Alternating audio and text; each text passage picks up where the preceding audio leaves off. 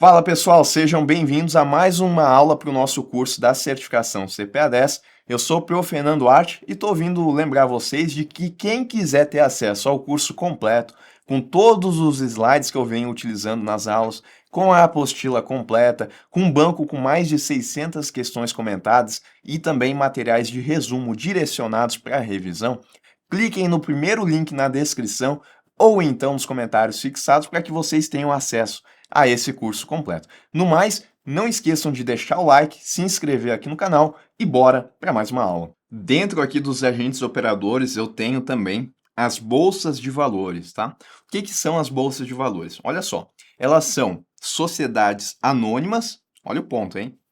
Elas podem, então, ser constituídas sob a forma de sociedade anônima ou sociedade por ações, ou também na forma de associação civil. E elas têm o objetivo de manter local ou sistema adequado ao encontro de seus membros e a realização entre esses membros de transações de compra e venda de títulos, valores mobiliários, derivativos e mercadorias em um mercado que é livre, aberto e especialmente organizado e fiscalizado por seus membros. A gente chama de autorregulação e pela CVM, que é o que a gente chama, né, de heterorregulação. Heterorregulação. Vamos lá, então. Vamos supor que eu tenha, por exemplo, um valor mobiliário, tá? Que pode ser uma ação, pode ser um fundo de investimento, pode ser um fundo imobiliário, tá? São exemplos aqui de valores mobiliários. E esses valores, eles são emitidos por empresas, tá? Então, uma empresa, ela vem aqui e emite uma debênture. Por que a empresa ela faz isso? Porque ao emitir uma debênture, a empresa ela está captando dinheiro, uma vez que eu vou ter aqui um investidor que vai comprar essa debênture, né? A debênture ela vai ter, por exemplo, um prazo. Esse prazo ele pode ser de, vou colocar aqui, 2 anos. E o mais importante, né, ela vai ter um valor também. Vamos supor que esse valor aqui seja de R$ 5.000.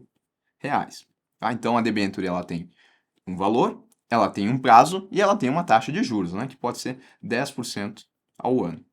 Bom, quando o investidor ele compra essa debênture aqui, ele vai entregar R$ 5.000 hoje, com a promessa de receber os seus R$ 5.000 de volta daqui 2 anos, mas remunerados a 10% por ano, né? Somando aí com o valor principal. Então ele vai receber principal mais os juros. O detalhe, e isso a gente já sabe, né? Que isso daqui acontece no chamado mercado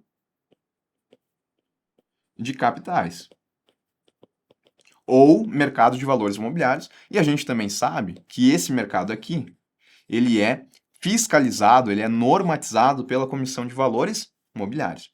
Bom, um detalhe é que essa compra aqui da debênture, ela não vai ser feita diretamente na empresa, né, se ela estiver sendo ofertada publicamente. Não vai um investidor até a empresa solicitar a compra de uma debênture. Não. Como é que funciona? Eu preciso, então, que esse investidor ele acesse um ambiente, um mercado, aonde eu vou ter a possibilidade de comprar esses títulos. Esse mercado, esse local que traz a possibilidade, então, de compra de títulos, é a bolsa de valores. É como se eu, por exemplo, quisesse comprar uma fruta, mas eu não vou ir diretamente ao fazendeiro para comprar fruta. Eu vou até o mercado, né? É como se eu não tivesse essa possibilidade de ir no fazendeiro. Eu tenho que ir até um mercado e lá no mercado eu vou conseguir comprar essa fruta. Aqui no mercado de valores imobiliários é assim que funciona quando eu estiver falando de títulos que são considerados valores imobiliários, que são aqueles que são ofertados ao público, tá? Que são abertos ao público. E o investidor, então, ele vai acessar esse mercado aqui, que traz, então, diferentes valores imobiliários que podem ser comprados. Esse mercado, ele é um mercado livre, ele é aberto e ele é organizado, além de ser fiscalizado pelos membros, né, que estão aqui, que é o que a gente chama de autorregulação, e também pela CVM, que é o que a gente chama de heterorregulação. O detalhe é que o investidor, ele também não vai acessar esse mercado de forma direta. Ele vai precisar fazer isso por intermédio de uma instituição financeira, tá? A gente pode ter aqui, então, uma corretora fazendo esse papel. A gente pode ter uma distribuidora também fazendo esse papel. Então, o investidor, o que ele vai ter? Esse investidor, ele vai ter uma conta em uma corretora. E aí ele vai acessar o ambiente de bolsa de valores utilizando a sua corretora. Ele vai acessar lá o home broker dele, daquela corretora, pelo celular. É uma possibilidade. E aí ele vai mandar a sua ordem de compra para a corretora e a corretora vai lá na Bolsa de Valores e compra essa ação, tá certo? É assim que funciona. A Bolsa de Valores é esse ambiente digital aonde a gente tem diversos valores imobiliários. Mas para que o investidor ele consiga acessar esse mercado, ele precisa então de uma instituição financeira que vai fazer o intermédio. Olha aqui, uma bolsa de valores é o ambiente digital de negociação em que os investidores podem comprar e vender valores imobiliários. A bolsa de valores ela busca a chamada melhor formação de preço, em que as ofertas de compra e venda são divulgadas em tempo real. Ou seja, a bolsa ela se esforça para garantir que os preços dos ativos negociados reflitam de forma justa e transparente a oferta e demanda dos investidores no mercado, tá? Então, a ação que esse investidor ele vai comprar, ela vai ter um preço, né? Vamos supor que esse preço está nesse momento aqui a 3,09. Só que esse preço aqui ele fica mudando a toda hora, né? Porque ele é determinado pela oferta e demanda. O detalhe é que a bolsa de valores ela vai entregar esse preço aqui em tempo real, não vai deixar um delay. Dessa forma, quando o investidor ele for comprar, ele vai comprar sabendo exatamente o que ele pagou, exatamente o que estava sendo negociado naquele momento. Porque ele não vai comprar uma ação, né? Ele provavelmente vai comprar um lote, talvez vai comprar 100 ações, 1.000 ações, 10.000 ações. E se ele achar que o preço está em 3,09 e esse preço ter oscilado para 13,30, né? Tô dando um exemplo extremo aqui só para a gente entender. Aí ele vai ter que pagar muito mais do que aquilo que ele viu na bolsa de valores. Então a bolsa de valores, ela divulga as ofertas, tanto de compra quanto de venda, em tempo real. E isso significa que ela busca a melhor formação de preços, tá? Em relação à fiscalização, é o que eu falei, tá? Bolsas de valores têm a autorregulação, que é os membros aqui estabelecendo as regras, e também tem a regulação da CVM, a fiscalização. No Brasil aqui, tá? A gente só tem a B3 atualmente como uma única bolsa de valores, o único ambiente digital desses valores imobiliários. Ela está sediada em São Paulo e ela surgiu da fusão da BMF Bovespa com a CETIP, que ocorreu em 2017 após a aprovação da CVM. Tá? Quais são as funções, então, da B3? Porque a gente já sabe que ela é esse ambiente digital onde vai ser possível comprar diferentes títulos de valores imobiliários. Mas ela tem outras funções também, tá? Ela é uma entidade registradora de ativos. O que significa isso? Significa que a B3 ela faz o registro de ativos financeiros, que compreende o armazenamento de informações. Então, para cada ativo, a B3 como bolsa de valores, ela vai trazer o registro das informações daquele ativo, tá? Vai armazenar essas informações. Isso significa que ela está atuando como uma registradora de ativos ou ainda, né, como uma entidade registradora. Bom, ela é uma câmara de compensação e liquidação.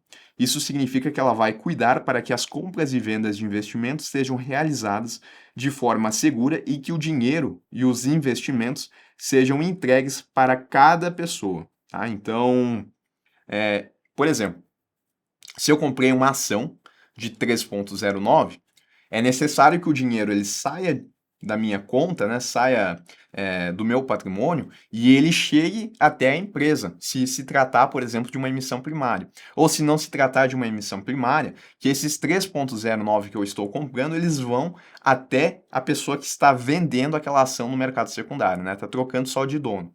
Depois, né, a gente aprofunda esses conhecimentos. Mas o detalhe é que o dinheiro que eu estou comprando, ele tem que ir para a pessoa que está vendendo essa ação. E isso, né, é o que a gente chama então de compensação e liquidação. E a B3 ela vai atuar no sentido de verificar se eu tenho saldo suficiente para fazer isso e vai, né, garantir que o dinheiro ele saia da minha conta e chegue até a pessoa que me vendeu. Bem como ela também vai garantir que aquela ação que foi vendida ela chegue para mim, né, que fiz a compra.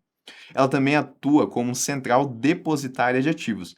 Ela cuida de registrar e guardar os títulos e os investimentos que as pessoas compram para garantir a segurança de ativos, tá? Então ela vai fazer a guarda desses ativos e ela também atua como contraparte central garantidora.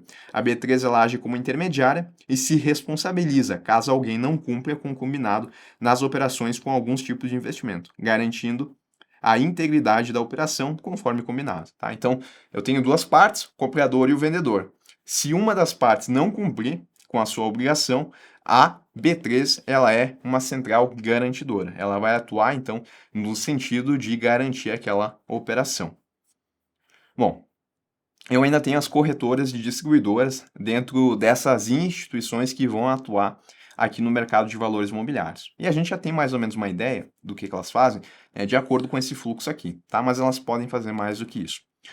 As sociedades corretoras de títulos e valores imobiliários, as SCTVM, elas são conhecidas como corretoras e são instituições financeiras constituídas sob a forma de sociedade por ações ou por cotas de responsabilidade limitada e são supervisionadas tanto pelo Banco Central como pela CVM. Tá? Então, quando eu falo sociedade por ações, eu estou falando de uma sociedade anônima.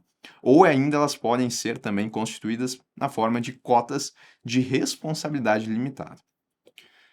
Tá? Então, aqui eu tenho esse resumo: sociedades por ações, cotas de responsabilidade limitada, a fiscalização do Banco Central e da CVM, e na denominação social tem que constar lá a palavra corretora de títulos e valores imobiliários. As corretoras, elas exercem uma atividade intensa de intermediação. Intermediação nesse sentido aqui, né? Não de intermediação financeira, captando do agente superavitário e emprestando para o deficitário. Não é isso, tá? É intermediação, né, do investidor aqui em relação ao acesso aqui ao ambiente de bolsa de valores e também para a empresa, tá? Olha só, então, elas oferecem serviços como plataformas de investimento pela internet, o home broker, né, que é a possibilidade de eu acessar a bolsa de valores. Elas também oferecem serviços de consultoria financeira, de clubes de investimento, financiamento para a compra de ações, conta margem. Então, se eu quero comprar uma ação, mas eu não tenho dinheiro para fazer isso, a corretora ela pode fazer o financiamento dessa compra, tá? Que é o que a gente chama de conta margem. É quase como se fosse, né, um cheque especial, uma conta garantida. E elas também fazem a administração e custódia de títulos e valores imobiliários dos clientes. Uma vez que eu compre o ativo, ele vai ficar custodiado na corretora pela qual eu fiz a compra. Além disso, tá? Além dessas atividades aqui, as corretoras elas também fazem outras atividades. Por exemplo, operar em bolsas de valores por conta própria, ou seja, ela está atuando por conta dela mesma, ela não está fazendo uma operação de um cliente. É quando ela quer comprar um título. Ou então por conta de terceiros, né? Por conta de seus clientes, que é exatamente aquilo que eu coloquei. O investidor manda a ordem e a corretora, por conta e pela ordem desse cliente, ela vai lá e faz uma compra de um ativo na bolsa de valores. Ela também vai fazer a subscrição de emissões de títulos e valores imobiliários no mercado, vai comprar e vender títulos e valores imobiliários também por conta própria e de terceiros, vai encarregar-se da administração de carteiras e da custódia de títulos, vai exercer funções de agente fiduciário, né, que é aquela função de custódia, de guardar o dinheiro e também de representar os seus investidores. Ela vai intermediar operações de câmbio. Eu destaquei aqui, tá? Porque geralmente questões gostam de falar que corretoras podem ou não, né, atuar com câmbio. E elas podem, tá? Elas podem sim. Corretoras de títulos e valores imobiliários, elas podem atuar com câmbio. Vai instituir, organizar e administrar fundos e clubes de investimento. Vai emitir certificados de depósitos de ações e também de cédulas pignoratícias de debêntures. Então, eu não estou falando que a corretora aqui ela está emitindo uma ação ou que ela está emitindo uma debênture. Não. Eu estou falando que ela vai emitir um certificado que tem lastro em uma ação, que tem lastro em uma debênture, tá? Não é ela que está emitindo propriamente esses títulos, mas ela está emitindo um certificado que é lastreado em uma debênture que ela tenha eventualmente adquirido, tá? Ela também vai praticar operações de conta margem, que é aquele financiamento para a compra de ações, e praticar operações de compra e venda de metais preciosos no mercado físico por conta própria, ela querendo comprar então o ouro, por exemplo, né, como ativo financeiro, ou então comprar o ouro como ativo financeiro por conta de uma ordem de seu cliente. Por todos esses serviços aqui, as corretoras elas são remuneradas por meio de taxas e comissões. Elas não recebem juros, né? A não ser quando eventualmente elas façam um financiamento ali de conta margem. Mas elas são remuneradas sim por taxas e comissões. É assim que elas recebem o seu dinheiro. Isso, né, que a gente acabou de ver, em relação às corretoras. Eu ainda tenho as distribuidoras, tá?